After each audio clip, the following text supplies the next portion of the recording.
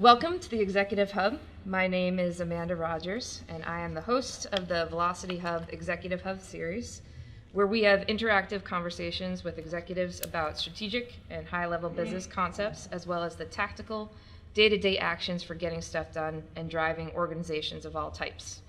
Our goal is to help you see into the minds of impressive strategic thinkers, executive leaders, and successful business owners so that you can learn from their mistakes and emulate their successes. On today's Executive Hub, we will learn from the leader driving the university that was number 12 on Fast Company's World's 50 Most Innovative Companies list, understand theory of innovation and receive resources, learn about a strategic leader's 3-step strategic planning process, and live the 4 hats of senior leaders to drive your organization forward. This month, I am excited to have Dr. Paul LeBlanc, President and CEO of Southern New Hampshire University, on the Executive Hub. Under the 14 years of Paul's direction, SNHU has grown from 2,500 students to over 95,000, is the second largest nonprofit provider of online higher education in the country, and the first to have a full competency-based degree program untethered to the credit hour or classes approved by a regional accreditor and the U.S. Department of Education. In 2012, the university was named number 12 on Fast Company magazine's World's 50 Most Innovative Companies list and was the only university included. Paul won the 2015 New Hampshire Entrepreneur of the Year Award. Forbes magazine has listed him as one of its 15 classroom revolutionaries and one of the most influential people in higher education for 2016. Washington Monthly named him one of America's 10 most innovative university presidents.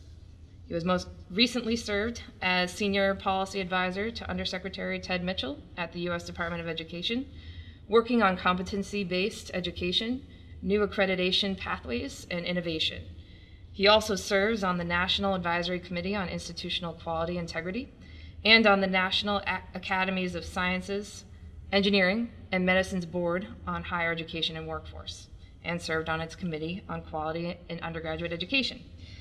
From 1993 to 96, he directed a tech startup for Houghton Mifflin Publishing Company, was president of Marlborough College from 96 to 2003, and became president of SNHU in 2003. So with that, I'd like to welcome you, Paul, to the Executive Hub. Thank you for joining us today. It's a pleasure, Amanda. Wonderful. So to get our conversation started, one of the things I wanted to start with was just before we go into the mission of Southern New Hampshire, but to learn a little bit about where you came from and how you got here today. Sure. Well, if you go back to the very beginning, I was born in a little hardscrabble farming village in New Brunswick, Canada, and people sometimes don't know that New Brunswick is to Canada sort of pockets of Appalachia are to the U.S. So it's a very poor place, and people struggle to make a living. So my family immigrated when I was just a little kid, 3 years old. My father worked in construction as a laborer. My mom worked in a factory. In fact, she worked in a factory until she was 76. And they, like lots of hardworking immigrants, strung together additional jobs. And my mom cleaned houses, and that's where I learned to speak English. Actually, I spoke French first. I didn't speak much at age 3 or 4, but and really was the first in my family to go to college. So first-generation college student, and went to public institutions and worked construction in summers and could pay my college way, and have been really lucky. It's a story that is not there's no valor in it. It's the American dream at its very best, and it's a story that we've told millions of times in America. Yeah. And we never wanted for food or warmth, but we were poor. But no one knew they were poor. Everybody in the neighborhood was in the same boat, and we were pretty happy. So. And then college, of course, changes the whole trajectory of one's life. So my 2 daughters, both in graduate school, one at Oxford, one at Stanford, have lives that their grandparents could scarcely imagine.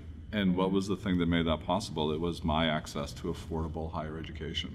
So that life experience is really kind of a visceral motivator for a lot of the work we do at the university, which is to make sure that that opportunity is still available to people. Yeah, so can you expand on that a little bit for me? So the mission of Southern New Hampshire University? So I often say that we are the university for people for whom college is not a guarantee. So that could be, the first generation college kid today whose mom and dad run a little corner store in Manchester or somewhere else in the New England region. It can be a single mom across the country who's holding down a full-time job and has a couple of kids. and is now trying to go back and finish her college degree because she has an opportunity in her company if she could just get that diploma done. It can be an international student whose family has pooled all of its resources to give them this opportunity to come to America and study, knowing that when they go back, that college degree could change the direction of not just that student's life, but the whole family, sort of depending on them. So that's us. I mean, 15% of our online undergraduate students are in the military, are in military families. Yeah. And I think that, no one's having it handed to them. They work really hard. Yeah. So creating the online program really made that possible for international students, folks that weren't able to necessarily get to a campus environment. Yeah, so the online program is probably the best known and our largest, but we do 3-year undergraduate degree programs for our traditional students on the main campus, the 17-year-old coming out of high school, certainly international, both online, but lots of international students come here and study in New Hampshire. Our competency-based program, which is a very, very low-cost program, is geared towards employers, but we've also rolled it out in a refugee camp in western Rwanda, and we just received $10 million of philanthropic support to expand to Lebanon, Kenya, and South Africa. So again, to people who are not being well served by the traditional system, that's sort of where we step in and try to fill that gap. So we're always looking for ways to make education more affordable, more accessible, higher quality. Can you expand a little bit on the credential system? So that might be something that... The competency-based program? I'm sorry, the competency-based program, yeah. So our competency-based program, first of its kind to be approved in the U.S., really moves away from the way we think about education, which is, we take this course and this course and this course, and typically they're worth 3 credits, and you kind of accumulate credits, and when you get to 60, you have an associate's degree, and when you have 120, you have a bachelor's degree. So what we did instead was to say, credit hours are really good at telling the world how long you sat, but they don't really say very much about what you learned, how much you know, et cetera. So what if we built a degree program that actually was built on competencies? So 120 competencies for the associate's degree, 240 for the bachelor's degree, in groups. So there's a set of communications competencies, quantitative reasoning competencies, competencies on ethics and critical thinking and so-called soft skills. And one moves through those competencies by doing projects that demonstrate mastery. And if you can demonstrate, let's say you are an adult, you've been working in the family business for 20 years, and you've been the bookkeeper. And you look at those math competencies and go, I got this down. Why would we make you sit through 16 weeks of math class, college math? So let's instead give you a project and make sure you can demonstrate mastery and let you go as fast or as slow as you need to. So it's really much better defined, better developed for capturing what people already know, and being very, very clear about what people will know how to do by the end of that degree program. And employers love it. Because they can understand what it relates to, what is the competency that they need that they can then hire to. Yeah, so employers, when you think about our relationship as we're sort of the supply side of the workforce, they're the demand side, they don't think about their workers and their needs in terms of, did you have these courses, did you accumulate these credit hours? They think about, what do I need people to be able to do? Right? That's how they think. So when we started thinking about the world and our degree programs in terms of competencies, we now had a common language to employers. So we can say to them, our students will know how to write well. And by the way, these are the rubrics that define what we mean. You don't have to guess. The students don't have to guess. And here's the evidence that you can know with assurance when you hire one of our graduates that they can deliver on what we've said. And we live in an age when employers are increasingly skeptical about the ability of higher ed to produce workforce-ready graduates. There's one famous study by Gallup that something like 93% of university provosts believe their graduates are ready for work on day one, and only 8% of employers. That's a yawning gap. So what we try to do with the competency-based program is kind of bring those two worlds together. I often say the competencies are a lingua franca that allow these two worlds to talk to each other for the first time. So that brings me to innovation. And one of the things that we hit on already was how innovative SNU has been and forward thinking. And what I like about what you said is something that we've talked about before, which is the job to be done. Yeah. And I think that's what you're getting at there, is that you're approaching, I'll let you speak to that, but in terms of innovation, what's the job to be done for the employer that you can then fill? For sure. So we're very influenced by the work of Clay Christensen. He's an old friend. We met each other playing basketball in a church gym. I like to tell him I knew him before he was famous. Now he's gone on to become one of the most famous, faculty members at Harvard Business School, and certainly the sort of guru of innovation, disruptive innovation. So some of Clay's research focuses on what he calls jobs to be done theory.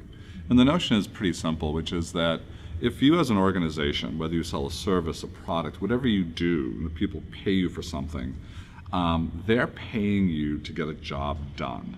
So if you make drills, they're not buying a drill from you. They're buying a job, right? What's the job? They need a hole. Yeah. So they're buying a hole. And it's a funny way to think about this, but what he would argue is that a lot of times the provider gets it wrong in terms of what the customer really wants. And when they get it wrong, then they start making strategic missteps. You're focusing on the wrong things. So when we think about, I'll use the example that Clay uses in his book, Competing Against Luck, which is really describes this theory. It's his most recent book. But when we look at our traditional undergraduate population, 17-year-olds coming straight out of high school want two things from us, two jobs. So one job is, I want a degree that will lead me to good, meaningful work. They actually didn't ask in the past about the meaningful work part. They just kind of assumed that would happen. But since the recession, everyone's a little bit scarred, right? So can you reassure me that this is a good program, get me the diploma I need to get a good job? And all the research and polls say that's true across the country. But there's a second thing they want from us. What they want from us is this coming of age experience that colleges have spent a fortune creating for students.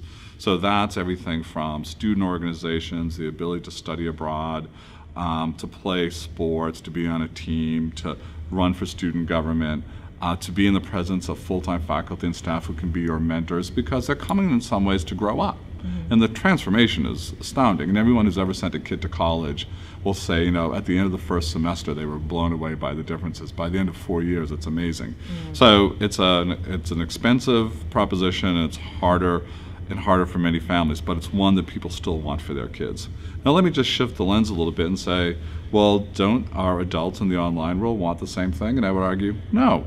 They also want a degree, but they tend to want it as quickly as possible because they have urgency. They're either stuck in a job that isn't going anywhere, there's an opportunity in the organization, but they don't have that degree that they need in order to move up.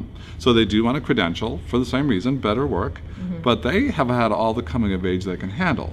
Typical online students, 30 years old, 86% of them are in jobs already. They've got kids, they're trying to get to soccer practice, right? Their lives are super busy, and now they're going to try to squeeze in a college education. So the things they want, the job they want from us is make it convenient, make it affordable, get me to the finish line as fast as you can because I feel urgency about this thing's hard. Give me, excellent support. I don't want to spend a lot of time sorting through bureaucratic processes, for example. So typical 17-year-old on campus is extremely patient. I'm always surprised. Like they'll tell me, you have to go across campus and go to this office and line up. And we try not to do very much of that, but the adult's like, I got 10 minutes, break at work. How do I get my bill paid? Like, can someone take care of that for me right away? So we build a very different organization for one student body than we do for the other because they're asking us to do different jobs. Yeah. And it's really critical. I think sometimes when I look at innovation in organizations, you see people struggle to find the job. And I'll give you one other, I think, really intriguing example. I was at a meeting recently with the CTO of a very large, well-known American automobile manufacturer. Everyone watching this will know the cars. I can't say which one it is. And he said to me, I grew up in the car business, and I've always competed against other car companies, whether it's American car companies or Japanese or German. I knew who I competed against. He said, but today I'm now competing against social media. And I was like, what are you talking about? He said, well, think about it. When I was 16 and a half in Massachusetts at the time, that's when you could get your license. And every one of us who turned 16 and a half were on the doorstep of the DMV that morning because, man, getting your license meant social freedom. It meant that you could get out from under your parents' vigilance, and you could go visit your friends, and you could drive around, you could listen to music, you could do all the things that you wanted to do. And that was really, the car became equal to my social freedom and engagement. And what he said is today, The car really only lets you be social with a very small number of people. But if you say on your bed, logged on in social media and Instagram, he said Facebook. I thought, no, that's not kids anymore, that's old people. But if you're in social media and you're logged on, you're not engaging socially with 3 or 4, or if you have a big car, 5 or 6 friends. You're engaged with everybody you know in the universe. And that's how they have to compete. So what's happened? Average age of licensure has gone up. Students are not rushing to get, kids are not rushing to get their license, and average age of first car ownership has gone up. So if you're a car manufacturer, you now are losing sales to this competition that you never had, because the job that you used to do for 16-and-a-half-year-olds is being done better by Instagram and Snapchat. So it's really not just a theory about how do I get my offering just right for my customer. It's how do I have to always be vigilant about new competition and how that job evolves. That job can get done in new ways, and you have to think about that. So I would argue in our world, we are seeing through the pipeline come now the first digital natives. And they're fundamentally different even than millennials. They're the first generation that has never known a world without ubiquitous technology around them. So they are in the world differently than the generations that came before them. We still talk about being sort of logged on. They've never been logged off. They don't have that bifurcation. We tend to think about being in virtual reality or online space versus the real world. They don't make that distinction. Their world is blended. It's blended reality. So that starts us thinking about what does a campus look like in the future for those students. We just did the first view book that had augmented reality. Because again, the physical view book doesn't have to be separate from I'll log on and learn something. It's like, no, you can actually have both things in front of you at the same time, the physical view book and all of this virtual content. Yeah, that's neat. Yeah, it's interesting. Very interesting. So as you do think about the future, one of the most important tenets of innovation is looking ahead, seeing some of those, what you call artifacts of the future. Yeah. So other trends you see coming through the academic space? So we love this phrase from our colleagues at the Institute for the Future in Palo Alto. And they talk about, as you think about the future of your organization, your offerings, whatever you do, and you're really trying to make bets, right? It's hard to make smart bets of things that are over the horizon line. So they have this notion that you should look for artifacts from the future. What does that mean? It's not time travel. Are there things in our world today that people are doing or using, or products that exist that may not even be successful in our current context, but they in some ways foretell a future trend, a future need, a future use. So I'll give you an example. In 1997, I was the principal investigator on a big federal grant, and we were working with Apple Computers at the time. And I remember being in Cupertino, and they said, "I've got to show you this really cool thing. We've been talking about it, but it's going to be released on the market. We think it's going to be huge." And I said, "What is this?" And it was an Apple Newton. Now, many people won't even remember what an Apple Newton was, but it was a sort of long handheld device. It was pretty big, kind of flipped the cover over, and it had handwriting recognition, and you could keep your calendar, and you could do all these things. It was a complete bust, right? It didn't sell. It wasn't very well defined. It didn't work very well. I remember my wife's name is Pat, and I wrote like, "Oh, I'm going to try this out. Dear Pat," and it wrote back, "Deal pot," which that's just not bad advice. But But what came after the Newton? Not so long after the Palm Pilot. Not so long after the iPhone. Now, who's keeping a physical roll? I mean, think about what's on your iPhone. You're walking around with the world's music, all of your contacts, your calendar. You probably haven't bought a flashlight in years. And just go down the list of everything that now sits on this small device.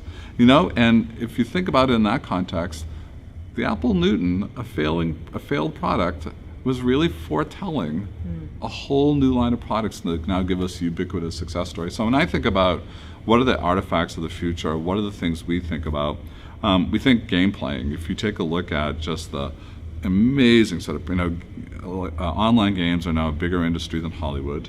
There's a whole new world of esports. If you take a look at the environments in which game players connect, like a platform like Twitch, which allow people to self-broadcast themselves while playing, while others log on to watch them play and then comment and talk to each other. Some people would argue that's a sort of interesting paradigm for thinking about a future learning environment. if you look at VR and AR, you have to think, my God, this is going to transform the way people learn. I don't have to bring a student who can't get him or herself to place X, now I can put a headset on and be transported to that place. Student who struggles to think about the world of, in an anatomy class, the circulatory system can now be transported into capillaries with blood cells going by. I've actually seen this application, which is really kind of amazing. If you struggle to understand the molecular structure of elements, imagine that you can be in a 3D environment where you can actually manipulate and turn them and see how those molecules come together. So I think, we certainly look at VR and AR and think this is going to transform learning. And by the way, it's already, transforming industrial applications. There's an elevator company now that has sensors in all of their elevators. So when an elevator malfunctions, they know it oftentimes before the building owners do. And then the technician will actually put a VR headset on, and based on the sensors, they'll do an exploded diagram in front of them, 3D, of what's happened and what part needs to be replaced, and that way they know which parts to bring from the bin, which tools they'll need. They can see how everything goes together, and then when they get out there, they have everything they need. They perform the repair much faster.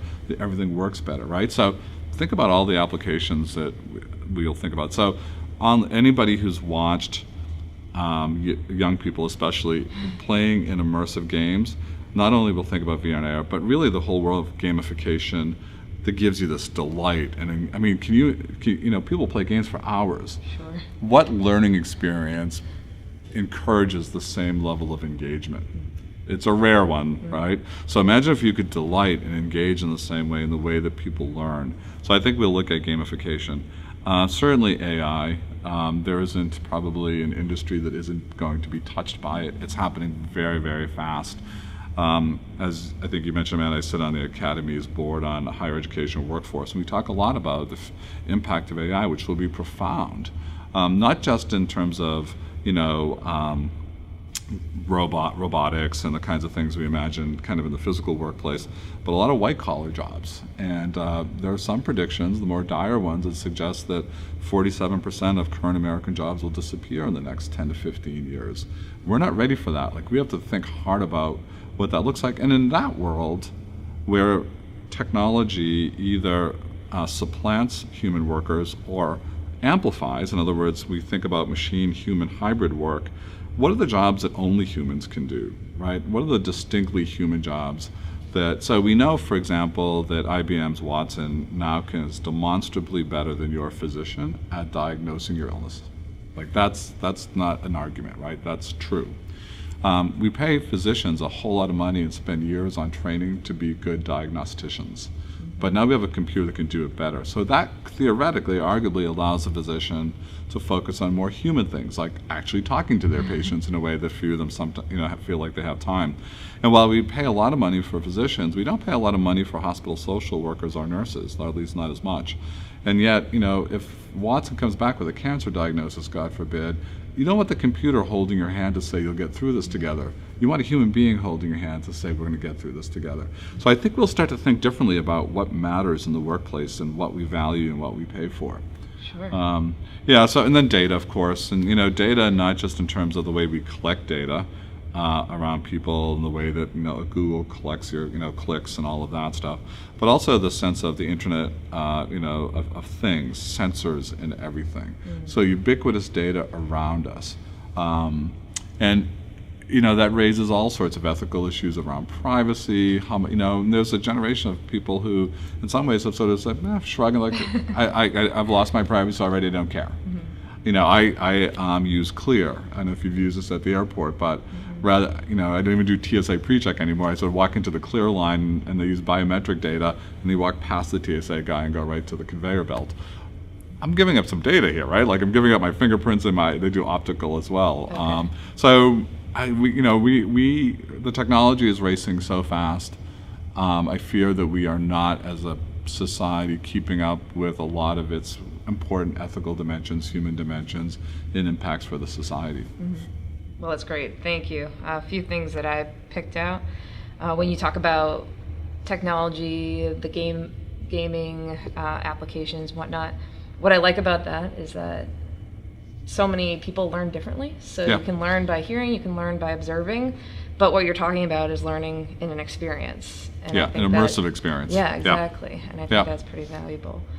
You also said that we're not talking about time travel here, but I wouldn't be surprised if SNHU came up with a way to get us to the time travel. But well, in some ways, if you take a student and you are teaching a course in ancient history and you can put a headset on and put them into the Colosseum, that is a kind of time travel, a learning time travel. It's really pretty lovely. Yeah. So innovation strategy. Yeah. So definitely connected, but have their differences. Yep. So when you think about strategy, kind of your process around it, what are some of the things that you think are important? So we've touched on a couple of things. So we really try to focus on the jobs to be done. We're very, very mission focused. So we are so consumed with the transformation of student lives that when strategic opportunities or items come to the table that don't sort of fit within that mission, we're pretty disciplined about sort of pushing things off because you can get distracted. The other thing I would say is that, and then jobs to be done, of course, which we've talked about. The other thing I would say is that we tend to think of innovation and strategy in kind of three buckets. So the first bucket would be, doing what you've always done before, but doing it better. So quality innovation, quality strategies. So oftentimes I remember going to a presentation in Tokyo at Sony. Once upon a time, Sony was sort of the Apple of their day. It was the most esteemed company, and they talked about how they did product strategy on sort of 7 cycles. So even as they were doing, iteration 1 or 2 of a product, they already had the next 5 to 6 iterations sorted out. And that's in all of those cases, they were trying to take a product like these are how we're going to add functionality, improve speed, but make it better. So that's sort of one bucket of innovation. And we all try to be better at what we do. Second bucket of innovation would be innovations that drive efficiency and cut cost. So when you walk up to an airport kiosk and you slide your credit card, all of the rules, the business rules that underlie that process are the same. You're still being checked against a passenger manifest, against a no-fly list. You're generating a baggage claim if you have a bag to check in. You're generating a boarding pass, of course. You're changing your seat if you want at that opportunity. So you're doing all these things. The first human you interact with is that person at the desk when you hand over your bag and show your license. So what have the airlines done? They haven't changed what they do, but they've driven a lot of cost out. And theoretically, they'd argue they've improved efficiency. Though as I watch people now struggle to even put their own bag tags on, I'm not sure that's a lot more efficient. The third bucket is taking innovation and actually not trying to do what you've always done better, not trying to do what you've always done less expensively, but really trying to change the rules of the game. So what Clay would call it disruptive innovation. You're really kind of changing things in a very, very dramatic way. So in the early days of online learning, that was a very change the rules of the game sort of step, right? That was a very different, it's not disruptive anymore. Lots and lots of people are doing online learning. But competency-based education was a dramatic changing of the rules of the game when we announced that program, and we're still in that kind of disruptive mode. So those are the ways we think about those things. Now, ideas for any one of those can be top-down. Certainly, it can be somebody on my leadership team saying, I've been thinking about this problem, having an answer or an idea. It certainly can be bottom-up. Oftentimes, the people who are best at generating great innovation ideas are people who are closest to the things you do. And then it can be external, which is, so-and-so competitor is doing this thing, we better figure out what our strategy is. So there are lots of ways ideas can come through. But we think we've gotten better at the sort of process of taking an idea, moving it through our innovation unit, really having them do the research, the ideation, the design thinking. Design thinking is now such, it's become such a buzzword. But really going through that process, understanding what the thing can look like. At that point, it moves to our leadership team who looks at this and says, this really has legs. This is something we should look hard at. At that point, it moves from an innovation team to a business planning team, because they take that and they start saying, okay, well, what would it actually cost to do this? What would that unit have to look like to deliver this? Kind of working through all of the business modeling, creating the pro forma. At that point, it sort of gets kicked back to the leadership team one more time, who looks at it and says, okay, we looked at it from a conceptual point of view. Now we've looked at it from a business point of view. Is this something we want to do? And they have a couple of choices. They could say, no, the business case doesn't make sense, even though we kind of like the idea. They could kick it back and say, some of this makes sense, some of it doesn't. They could push back and kind of repeat the cycle. Or they give it a green light, and then it moves into the implementation team. And they're very, I think those functions are so different from one another that you really start thinking about how you build teams that are really well honed to do that particular task. It's not to say that they don't interact, but so implementation could be, love it, we got a business plan for it, we understand it, we're going to kick it over to an existing business unit because it's about improving quality. But could be, oh, this is a brand new thing, we don't think it can work with any of our existing units, let's stand up a new line of business. So, depending on what that is. So our refugee initiative was very different, right? Super challenging environment. We did nothing like that, quite like that. So we're standing up a new line of business even as I speak. Just hired a COO, building out the staff, kind of building out the planning, all of that. Yeah, that's great. Thank you.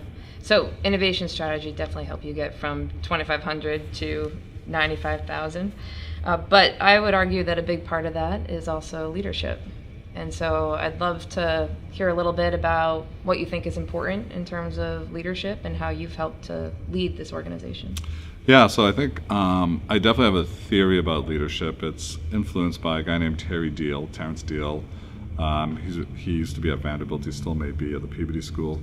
But Terry talks about leadership as sort of 4 quadrants, or put it, sometimes we use the analogy of, so 4 hats you sometimes have to wear. And the best leaders sort of own all 4 hats and know which hat to wear on which day. So if you, so let me just go through them. Sure. Think of it as a quadrant. The top 2 squares are very public and available to the world to see, and the ones sort of the bottom are sort of behind closed doors. They're less visible. So in the top, when I think of the quadrant, the top left is the sort of leader as the storyteller in chief for their organization. And I really like that phrase because that sort of, Terry sometimes talks about the poet priest role. What does he mean by that? It's the very public role in which you articulate the vision for your organization, the mission, you evoke its values. At graduation, it's when they put on the goofy gown and the big bling, and it's the ceremonial. It's oftentimes, all organizations have their lore, their own mythology. And I don't mean mythology the way we sometimes use it, which is pejoratively as a falsity. I use myth as the story, the narrative we tell about ourselves. And I think, the leader of an organization, by the way, the leader of a division, the leader of a unit within an organization has the same role where, you sort of keep the story. You're the teller of the narrative. And human beings are story-consuming machines. Nicholas Kristof, who writes in the New York Times, says, you can talk about grim statistics about, 2.5 million refugees in country X, and people can only process small numbers. But you tell one compelling story about a child displaced in that context, and the money pours in. Because we understand stories, we're kind of built for stories. So the storyteller-in-chief role, the very public keeper of the tale. The other sort of very public role is what he sometimes calls the shop foreman. This is the manager role. So this is all of the mechanics of running your organization or your division or your group.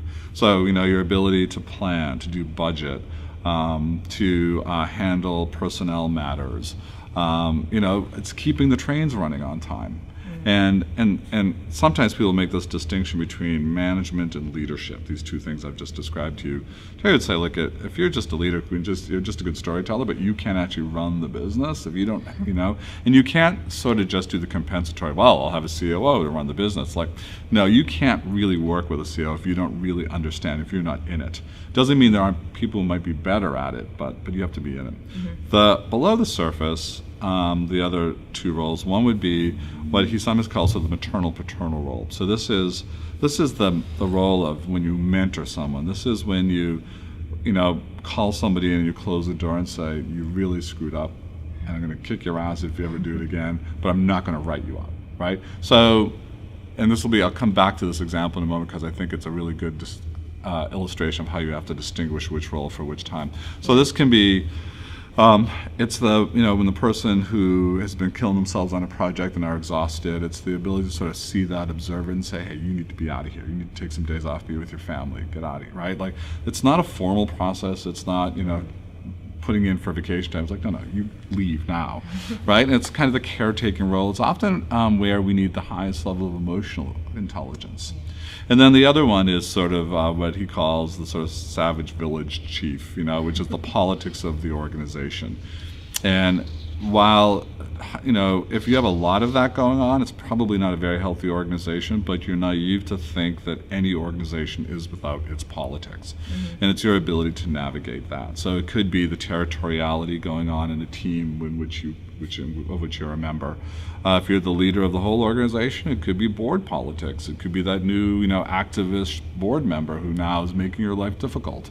And you have to sort of think about how to build coalitions behind the scenes, So it's navigating all those things. You'd like to not have to do very much of that. That's not very much fun. Though there are some political leaders who are really good at it, and they really make it a mainstay of what they do. So Terry would say it's not only having mastery of all four of those, and you don't have to have all four. There are very effective managers who can have three of those. So, Jim Collins in Good to Great would say that, a lot of the most effective CEOs haven't been great storytellers. They're not that big personality, charisma guy out in front. They're actually heads down, kind of hedgehogs, doing the work every day. But you have to have enough of those to be able to be effective. And then you have to know which hat to wear in certain circumstances. So let's say that I have somebody who works for me and their performance is really off for some reason. Let's say they do something, they just get it really wrong, and it costs the organization. I could be a good manager and put on a formal hat and say, we're going to do a performance improvement plan, or I'm going to write you up, or I'm going to reprimand you, or I'm going to build a case in your file, because if you do this a couple more times, you're out of here. That's a very formal way. Or I could say, you know what? I have a different read on this. I'm not going to do that. I'm not going to sort of put them in that position. But I am going to sort of call them into my office. And I'm going to sort of just tailor into them for a while and then tell them why they're going to never do that again, and then help them make sure they never do it again. But this is, I'm going to put my arm around them and sort of have that conversation. Sometimes you get that wrong. So if you're a leader of an organization and you are dealing with a case of sexual harassment, probably don't want to do the private behind door thing, because for the rest of the world, even if you're well-intentioned, that's going to look like you're trying to slip it under the covers. Sure. Terrible metaphor, actually. So, and I remember a president who headed up an institution in the South where the institution was very wealthy, or at least it was perceived to be, and the students were overwhelmingly white and surrounded by a poor black community, and there was real town-gown tensions. There had been a series of terrible church burnings, kind of evocative of the old Jim Crow days. And he was out of the state. He was in, I think, New York, and he gets a call at 3 a.m. from public safety. His public safety director says, they finally arrested 3 people for those church burnings. The bad news is 2 of them are students. It was like just his worst nightmare. Now, he said, I'm jumping on the first plane. I'll be back tomorrow morning. I'm going to have a press conference as soon as I land. And as he tells the story, he could have played it safe. He could have said, and his lawyers, the university's lawyers, would have said, hey, they haven't been convicted. We're not culpable. We don't have a responsibility in this. We should just say, we're sorry to hear that our students have been arrested, and let them go through due process. They're not convicted till guilty, et cetera, et cetera. He didn't do that. He had to get off the plane and get in front of the microphones and said, we don't know if our students are guilty, but they have been implicated in this, and we're committed to rebuilding at our cost every church that was burnt. He had no idea how he was going to pay for it. He hadn't talked to his board. He hadn't been a good manager. He was actually going to that first, values, mission, his sense of fairness, the narrative he wanted to be told about his institution. Interesting end result of this, he chose the right hat. More donations poured in than it cost him to rebuild the churches. Wow. Companies donated pews. And it significantly improved town-gown relations, because that poor black community said, these guys actually do care about us. Right? So he wore the right hat. He could have played it safe. But think about how that narrative plays out. Stonewalling, unsympathetic. Yeah. Every bad thought we had about that school has just been confirmed. Their students are the types who would do this kind of thing. That's not what he got in the end. Yeah. So I think, really, it's not just having the right skill sets, and there are other models, of course, but I like this one a lot. But it's also being very adept at knowing how to apply them, when to apply them, how to use them. What I like about that example, too, is that when I was thinking about the different roles, And you said he wasn't going to go in the first direction. I was thinking, well, there's only one other option. And wow, how interesting for him to take that route. And with what you said, it's, just a great story of kindness and a great opportunity to be that leader and tell that story, while also being careful in your message too. And leaders are confronted with these dilemmas all the time. I mean, think about United Airlines and its CEO who deals with the passenger being dragged off, right? And how do you handle all of that? I mean, this is not uncommon. Especially we live in a climate that seems, I think, perhaps even less tolerant of missteps. And, we live in a world of social media where people have very amplified voices. So I would argue, when you look at this, the sort of storyteller in chief, today that storytelling has to include some appreciation for how to use social media. I use Twitter a lot, for example, and students really like it, but students also know that's the way they can get to me if they have an issue. Yeah, I like that. And also to tie back to where we started, you shared what you call your origin story, where you came from. And I think that, if I do say so myself, would be where you stand up in that storyteller role and you say, this is something that I can share my story with you and be able to relate to a lot of the people who are here. So I really like that. Yeah, and I think I often share that story on campus, not because I'm sure there are people who are sick of hearing it, but for a lot of those first generation students we serve, you can often feel like an imposter, as I did, like, do I really belong here? And you don't want to admit when you don't know something, because that's like admitting you don't belong. So a lot of times first generation students won't ask for help. That's readily available to them, but they don't know, right? And they don't want to ask because they don't want to seem like the only one. But in reality, a lot of people around them also don't know, right? And so I have to sort of share that story in some measure, say, no, you do belong. And that emanates from you, how important your students are to you. And what do you think is important for creating a great student experience here? So I think customers have, by the way, so I think you can use this in a lot of contexts. I think they have a real radar, antenna, if you will, for authenticity. We talk a lot about the importance of authenticity today, and maybe it's an overused term, but people don't want to feel marketed to, right? They want to feel like you actually value me for real, that you care. And you can sort of say all you want, but words are far less important than how you are, what you do.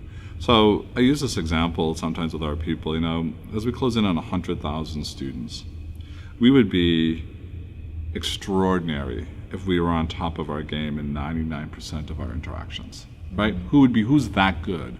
Who's great 99% of the time?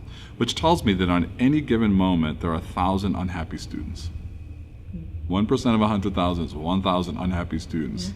So it's going to happen. And it seems to me that the real test is what you do when you mess up. What do you do when you have a misstep? What do you do when a student says, you guys, screwed up? And I think those are sometimes the real test of your authenticity, how genuine you are in your commitment to the people you serve, whether they're buying a product or a service, or in our case, in education or healthcare. So I think that's a real important piece. Another way that I think it plays out is follow the money, right? It's a sort of the Jerry Maguire thing, follow the money. But are you investing in the places that genuinely improve the experience of the people you serve? So we're a not-for-profit, so we do not have shareholder pressure to sort of achieve certain margins. Of course, the board wants us to be financially healthy and stable. But we pour money back into new facilities on campus, improved platforms for our online students, enhanced career services.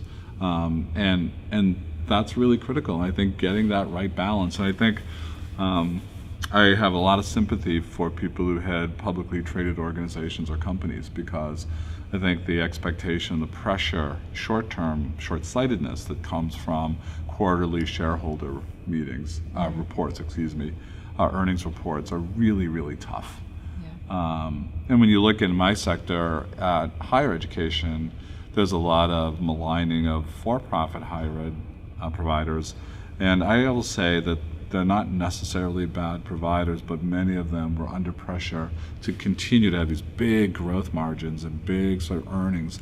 And at some point you can't sustain that, and then you start doing some bad things. And there were a number of for-profit providers who engaged in some pretty bad behaviors. Yeah.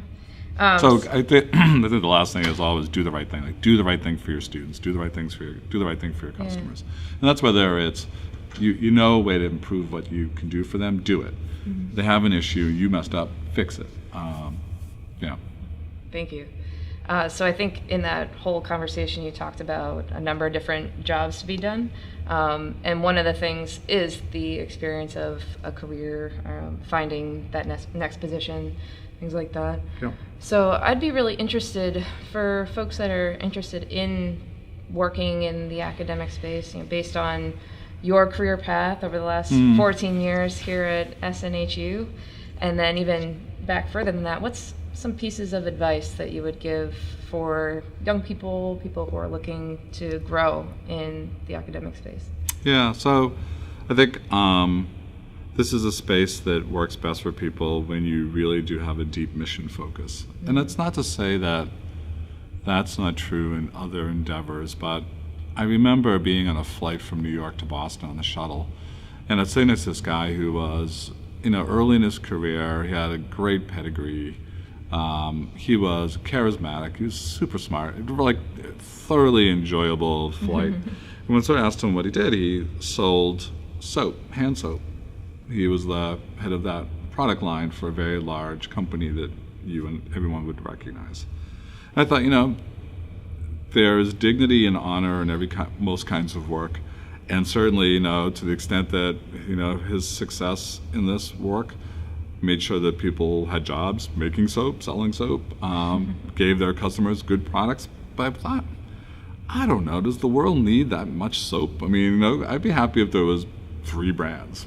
I don't need 100. You go into an American grocery store and go to the soap aisle. It's stunning how much soap there is, right? Like, give me 3. And I thought, what an amazing talent this guy has. He seemed happy, so good for him. But I just feel lucky that I get to work in a place where when we do our job well, we actually transform people's lives. Mm-hmm. I appreciate clean hands as much as the next guy. But this is really, it's astounding. So I feel very, very lucky. And I think if you don't come into education with an appreciation for both the gift that is that opportunity, but also the importance, this means a lot.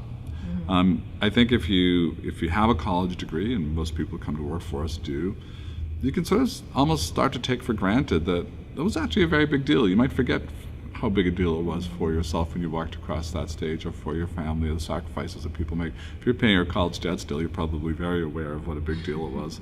But I think that's the first place. I think that's the starting point.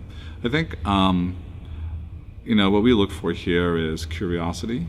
I think we look for, it's funny, my parents worked incredibly hard, and I think most of the people in my leadership team came from backgrounds not dissimilar. There's one person whose family lost their corner store, when she was in college, and she ended up working 3 jobs to pay her way on her own, right? I know somebody else whose family broke up when he was just a kid, and so he became the sort of part of the bread earner, one of the bread earners in the family, and and kind of was the man of the household. He was the oldest son, and worked almost full time while in high school. So everyone here has a very visceral sense of how hard it is for a lot of people, and how hard it is for a lot of our students. And if we can do things to lower the cost and ease the burden and help them along the way to the finish line, I think that's a very big deal. But it also points to just the sheer importance of hard work. And it sounds old-fashioned, I hate to say it, but I know tons of smart people who aren't successful. And the reason is that they don't work hard enough at it. There's no entitlement. Like, no one I know who's really successful. So it's easy to be successful at super easy things, but most of the things that are meaningful are not easy. They're hard, and leading organizations is hard. And the folks who are really good at it, I think, put in enormous hours. Yeah. You show up, you do the work. And is it Einstein or somebody like that who said, success is, 5% inspiration and 95% perspiration. And it's a lesson I took from my parents. I like to think of my daughters as, not going to sound like parental bragging, they're very successful, right? They've been amazing all their life in terms of their academics and abilities. And people sort of say to me, your girls are so smart. And I'm like, yeah, they are. But there are tons of people as smart and smarter than they are. But what I've always admired about them is that they've had their grandparents' work ethic. And they worked incredibly hard to get where they are today, and still do. So I think, again, it's really, sometimes it's the basics, you see shelves full of management books, and there is real art and science to managing well or leading well. But some of it's the stuff that your grandmother knew. Work hard, treat people well, show up, do stuff that matters. So simple, but so hard to do consistently. Yeah, so yeah. It does separate you. And I think there are lots of things I like about millennials and this next generation of people that we hire. And we did an internal study, and about 70% of our workforce are millennials. And it's, and I hear my peers sometimes complain about millennials, but I actually like the fact that they care about the values of the organizations for which they work. Good for them. Yeah. And I like the fact that they don't, they're not going to stay where they are if they don't feel like they're both either contributing and or learning. Like taking people for granted, like just keep doing your work, not an adequate answer anymore. That might have been good 30, 40 years ago where people, went to work for company X and you would stay no matter how boring it was because there was a pension at the end. I like the comfort with technology. It's funny, there's, these emerging studies of Generation Z, the sort of digital natives that are coming through. One of the things I love best about them is that when you talk to them about mentoring, they assume older people want their help. Right? Yeah. So if Amanda, you are going to mentor the 16-year-old and you want to talk about mentoring, it's like, okay, Amanda, what do you need to master? Do you not know how to use Snapchat? Let me show you. Right? Or do you want to learn, get on Twitch and I'll show you, right? So I actually kind of like that about them, that there is this sort of, comfort in a world that is emerging that I think is immensely complicated, the sort of increasingly digital world in which we now live, our blended world in which we now live. But they're the ones who are probably going to be much better at figuring it out in some ways because they're immersed in it. So there's much to be admired.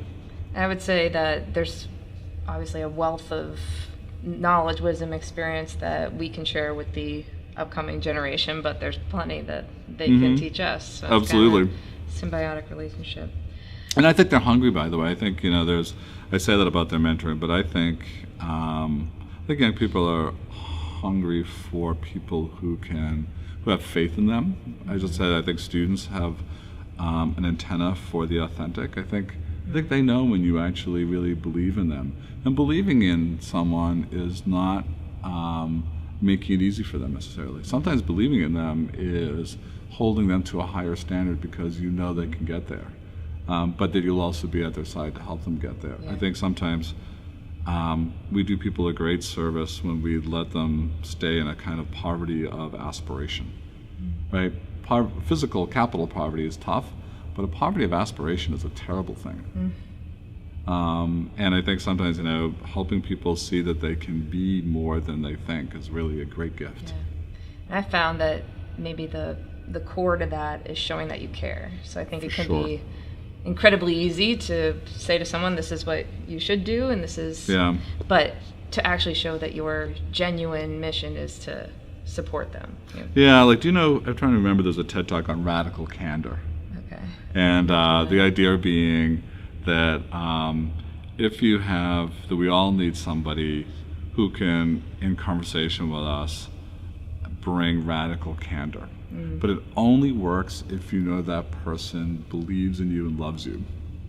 And I think the speaker talks about her boss, and she had just sort of given the speech, and she thought she had really nailed it. And the boss took her for a walk and said, how do you think that went? She said, I think it was great. Like, I was, everyone felt good about blah, blah. She goes, I think you use like and too much. It makes you sound stupid. I sounded stupid? To some people, that would sound stupid. And they can't see past that to actually see how good your presentation was. And she really worked on it. I think that's the example she used, right? But you can only hear that from somebody, though, if you think, oh my God, this person, thinks the world of me, and I trust them, and they would only ever do something for my good, then you can have that relationship. So I think actually emotional intelligence in that level of trust and caring is really critical to being able to be a good leader and to be a good boss. Sure. And one of the things we did talk about was authenticity, even though that may be a buzzword now. And one thing I really liked about, you said you communicate a lot with your students on Twitter. Yeah. And you have, in your Twitter profile, it says that you are trying to understand how we can make the world a better place through education and finding better ways to do it. And then you say after that, no, really, I'm not being corny here. That is... Probably I'm being a little corny, but yeah. But I do believe that. But that, to me, was so authentic. And I think that really impacts what you do and how thank you. Your mission, and it really reflects that story that you tell. Yeah. So before we wrap up, just one more question. One of the things that I found to be so fascinating about what you said before and really got me thinking was that you said, think about careers in terms of what's my next interesting project. And I'd love for you to just expand on that. Sure. So anyone sort of coming in or early in the workforce today probably has to think about their careers, not in terms of a long, clean line of like just, more sophisticated or intricate versions of the same, but rather, we live now in a world of a gig economy, or increasingly are some people call it a platform economy. So there'll be a lot of people in the future of the workforce who will in fact be self-employed, living in that world and kind of taking on projects and finishing a project here and going to a different project over here, to a different project over here. We talked about the way millennials and Generation Z students want to keep learning. So they think about these sort of experiences of learning. In fact, again, early research on the digital natives is that they don't actually think about careers anymore. They think they're going to have 5 jobs before they're 30. Not 5 jobs in the course of their career, but 5 jobs before they're 30. So the sense of sort of movement and fluidity in work, I think, is an important piece. I think when you think about projects, so you think about the next thing you want to do, you then get more interesting questions. Because if you think about the next job, you often sort of end up thinking about title and salary and hierarchy and career progression and what my resume looks like. Those are important. You want to be paid fairly, you want, right? But if you think about what do I want to do next, you actually then start to think about what do I need to learn to do it? What skills and competencies do I have or not have? That project has an endpoint, so I'm not going to get fixated on my title. I'm actually going to get fixated on doing a great job so that my next project is even more interesting and pays me better, et cetera, et cetera. And you start to ask different questions about your work, I think, when you do that. Yeah. We're trying to move as an organization away from a strict hierarchical sort of organization, and we've really been big advocates of being decentralized, because when we wanted to grow really, really fast, decentralization served us well as a structure.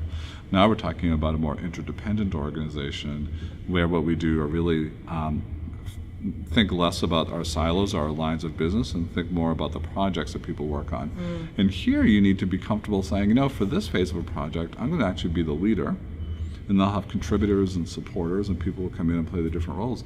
But when that phase ends, at the next phase of that project, I might actually go from leader to being a contributor because someone else is now better positioned to lead it. It's going to be very hard for us to do that. Yeah. But I think the problem with traditional hierarchical structures is they're brittle.